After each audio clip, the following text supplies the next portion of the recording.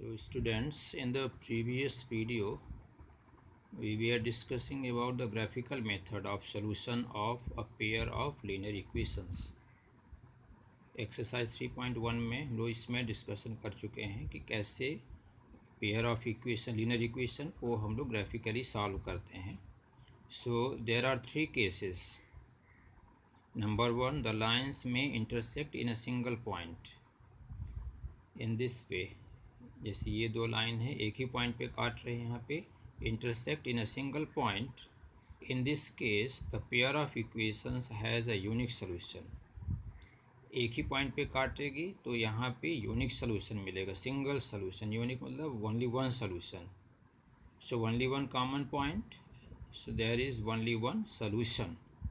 और जब किसी भी इक्वेशन का सोल्यूशन एग्जिस्ट करेगा, जैसे there is a unique solution, so in this case जो पेयर ऑफ इक्वेशन होगा वो क्या कहलाता है? कंसिस्टेंट. यहाँ पे एक टर्म यूज़ हो रहा है कंसिस्टेंट. कंसिस्टेंट का मतलब होता है कि pair of equation having a solution.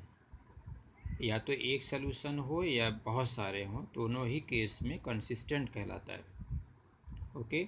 Second case, the lines में बी पैरेलल. अगर हम लोग दोनों इक्वेशन का ग्राफ ड्रा करेंगे तो हो सकता है कि हमको पैरेलल लाइन मिले like this. So in this case the equation have no solution. क्योंकि लाइन में कुछ कॉमन पॉइंट नहीं मिलेगा, इसका मतलब कि दोनों ही इक्वेशन में हमको कोई सॉल्यूशन एग्जिस्ट नहीं करेगा. और जब सॉल्यूशन एग्जिस्ट नहीं करेगा, in this case pair of equations are called inconsistent. Consistent का उल्टा inconsistent. No solution inconsistent, having solution consistent. Third case में द लाइन्स में भी कोइंसिडेंट. जब लाइन ओवरलैप कर जाती है, एक के ऊपर दूसरी लाइन बन जाती है लाइक दिस, तो इन दिस केस सारे पॉइंट्स कॉमन हो जाएंगे.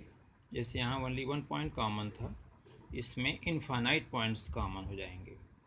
इसका मतलब कि दोनों ही इक्वेशन में इनफाइनाइट सोल्यूशन मिलेंगे. Okay. Number of solution is equal to number of common points. तो यहाँ इनफाइनाइट पॉइंट्स हैं, इसलिए इनफाइनाइट सोल्यूशन होगा. That is the pair of equations are called consistent.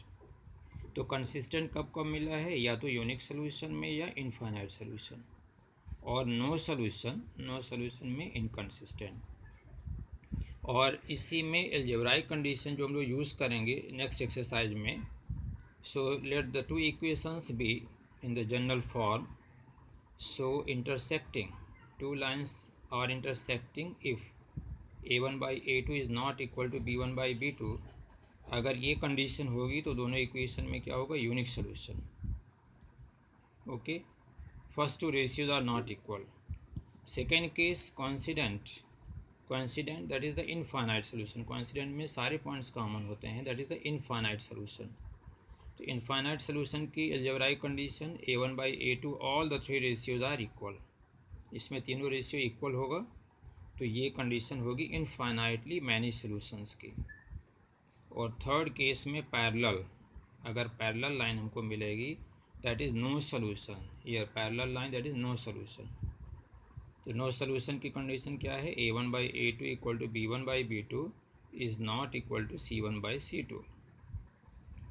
अगर यूनिक सोल्यूशन होगा तो पहले दो ही रेशियो का वैल्यू निकाल के हमको पता हो जाएगा अगर नॉट इक्वल होगा.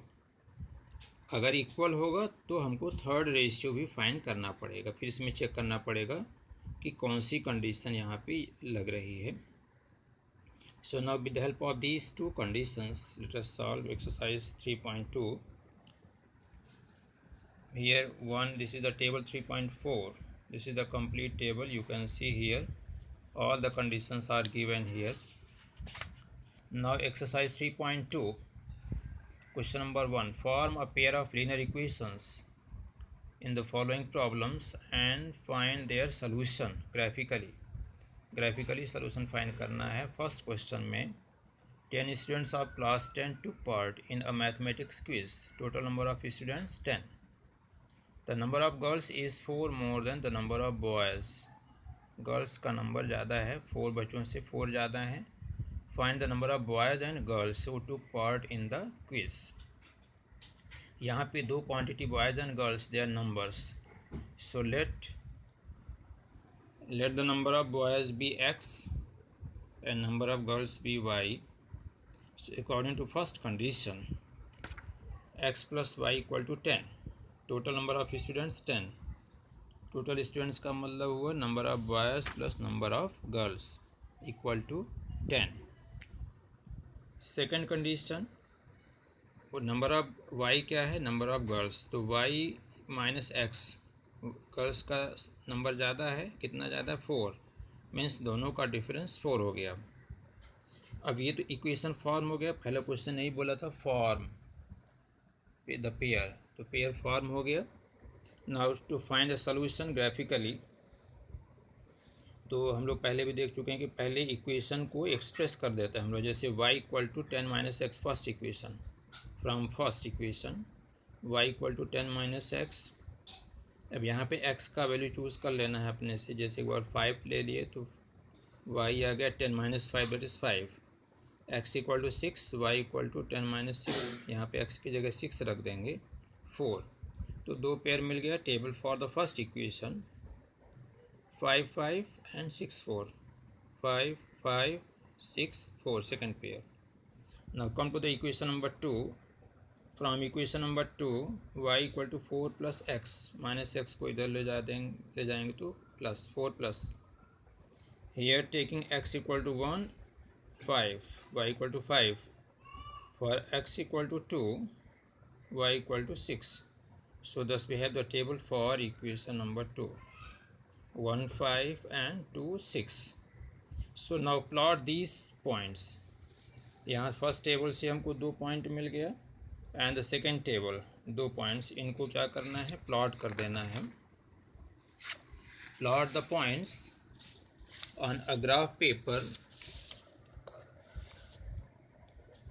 So here, see here this is the plotting.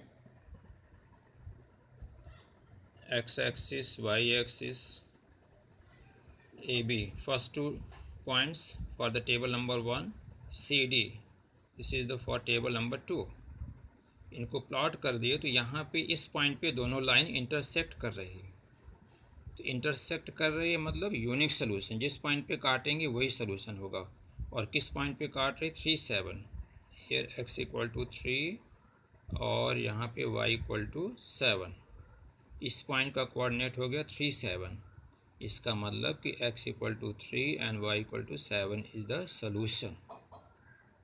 Okay, तो ये ग्राफ आप यहाँ से देख सकते हैं. Here now plot the points on a graph of these equations.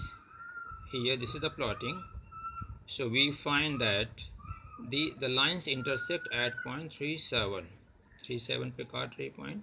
So therefore x equal to 3 and y equal to 7 is the required solution. तो ये इसका complete step होगा. ऐसे ग्राफ में आपको प्लॉट करना होगा. Similarly you can solve question number 2.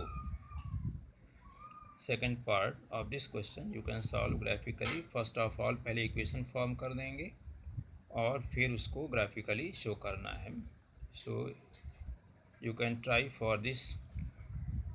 Now we will take next questions in the next video.